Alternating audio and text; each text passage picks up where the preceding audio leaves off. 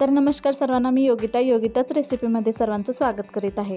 आज आपण अळूच्या पानाच्या वड्या करणार आहोत।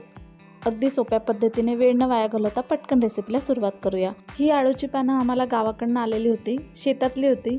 आता हिला स्वच्छ पाण्याने धुवून घेणार आहोत। धुतल्यानंतर आपण याचे देठ काढून घेणार आहोत।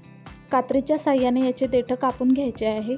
या पद्धतीने सर्वच पानांचे देठ मी याच पद्धतीने कापून घेतलेले आहेत। आता कात्रीच्या साहाय्याने याला या पद्धतीने कापून घ्यायचं आहे। तुम्ही जर चाकूने कापायला जमत असेल तर चाकूने कापू शकता। मी कात्रीने हे लवकर कापता येतात म्हणून तसे कापून घेतलेले आहेत, बघू शकता या पद्धतीने। यासाठी लागणारा मसाला बघूयात। लसूण घेतलेला आहे, अद्रक आणि हिरव्या मिरच्या मिक्सरच्या भांड्यामध्ये आपण याला वाटून घेणार आहोत। या ठिकाणी जिरे घालण्यास विसरून गेले, तुम्ही हवं तर तुम्ही जिरे घालू शकता। आता याचं बारीक वाटण तयार करून घेऊया या पद्धतीने। आता बेसन पीठ घेणार आहोत। बेसन पीठ मी 2 कप बेसन पीठ घेतलेलं आहे आणि 1 कप मी तांदळाचं पीठ घेतलेलं आहे। हवं तर तुम्ही या ठिकाणी ज्वारीचं पण पीठ घेऊ शकता। हा आता वाटलेला मसाला हिरव्या मिरचीचा यात घालून घेणार आहोत।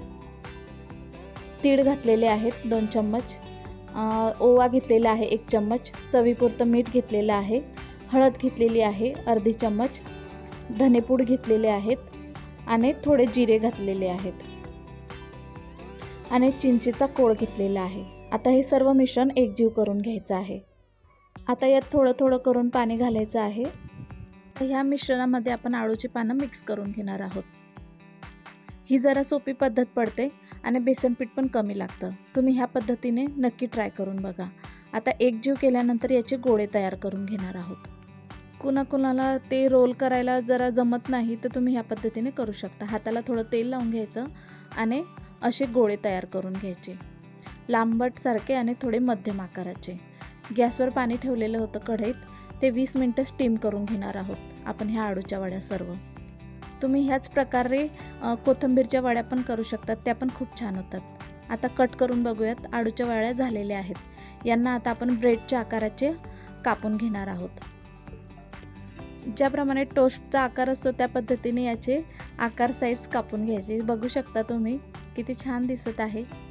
आता हे तेलात तळून घेऊयात। सर्वच या पद्धतीने कापून घेतलेले आहेत। एक एक करून तेलात सोडून घ्या आणि तळून घ्या। याचा थोडा ब्राऊन रंग येईपर्यंत तळून घ्यायचे आहेत। खूप छान आणि कुरकुरीत होतात आणि मुलांना तुम्ही डब्यात पण देऊ शकता।